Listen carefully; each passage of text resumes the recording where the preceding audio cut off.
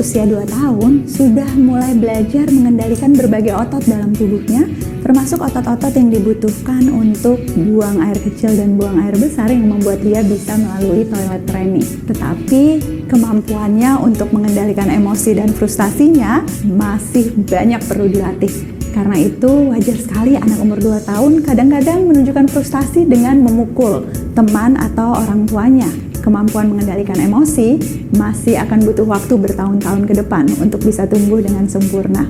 Anak umur 2 tahun juga sudah bisa mengikuti instruksi sederhana. Sederhana ya, jadi bukan 5 atau 10 langkah, tapi cukup 1-3 langkah. Salah satu bagian dari mengikuti instruksi ini adalah dia juga seringkali ingin menginstruksikan sesuatu kepada orang tuanya. Banyak sekali pertanyaannya, dan yang kadang-kadang menggemaskan sekaligus menyebalkan, bertanya tentang hal yang sama berulang kali.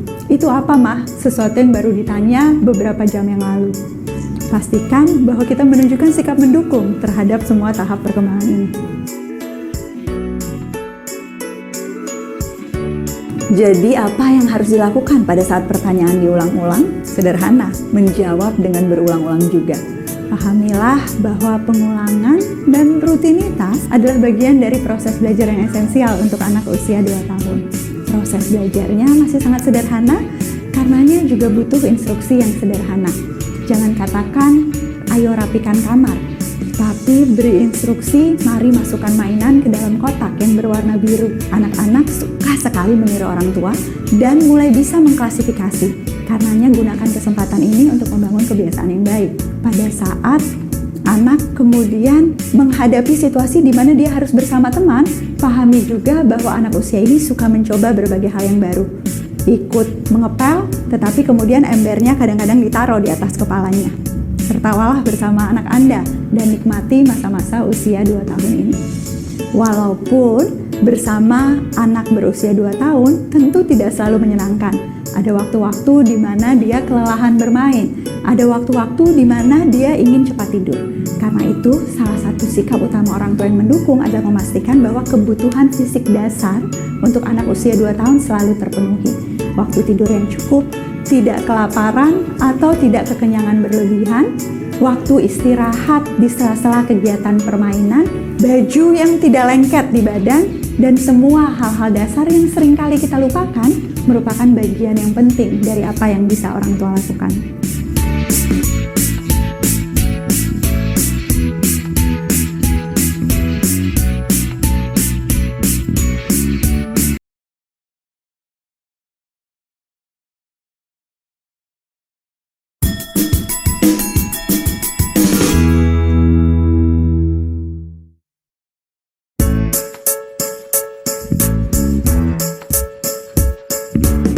Di usia 3 tahun, perkembangan anak secara fisik tetap pesat.